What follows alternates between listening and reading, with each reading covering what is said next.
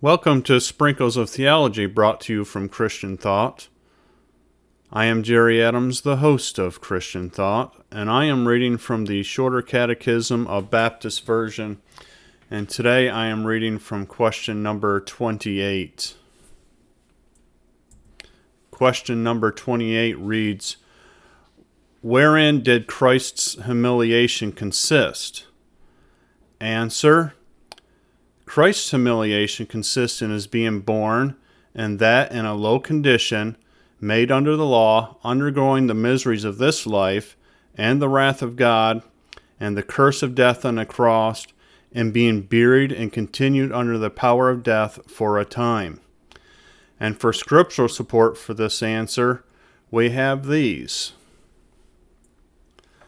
Luke 2:7. "And she gave birth to her firstborn son, and wrapped him in swaddling clothes, and laid him in a manger, because there was no place for them in the inn." And in Galatians 4:4, "But when the fullness of time had come, God sent forth his Son, born of a woman, born under the law."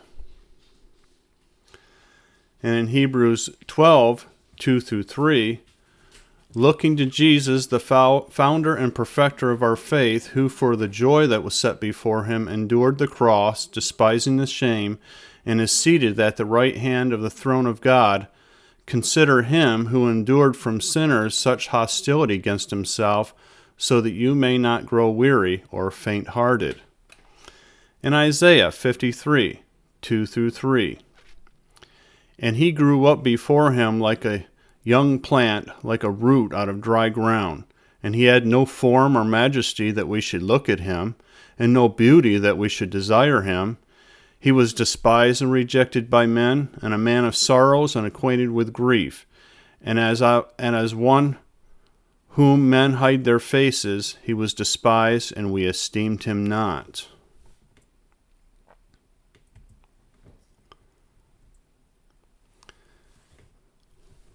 And in Luke 22:44, "And being in agony, he prayed more earnestly, and his sweat became like great drops of blood falling down to the ground." And in Matthew 27:46, "And about the 9th hour, Jesus cried out with a loud voice, saying, Eli, Eli, lema sabachthani," that is, my God, why have you forsaken me?" And in Philippians 2:8, "And being found in human form, he humbled himself by becoming obedient to the point of death, even death on the cross." And in Galatians 3:13, "Christ redeemed us from the curse of the law by becoming a curse for us. For it is written, Cursed is everyone who is hanged on a tree."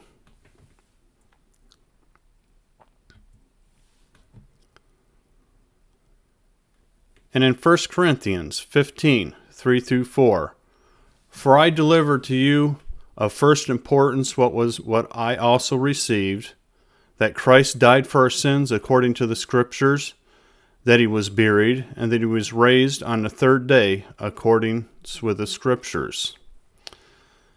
And in Acts 2:24-28, and then in verse 31, "God raised him up, loosing the pangs of death, because it was not possible for him to be held by it.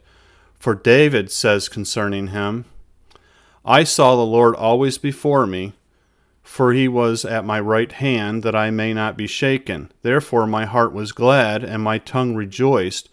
My flesh also will dwell in hope, for you will not abandon my soul to Hades, nor let your Holy One see corruption. You have made known to me the paths of life. You will make me full of gladness with your presence." He foresaw and spoke about the resurrection of Christ, that he was not abandoned to Hades, nor did his flesh see corruption. And that is a sprinkle of theology. If you like these sprinkles of theology, please subscribe and like and share to help out this channel, and thank you for listening. God bless.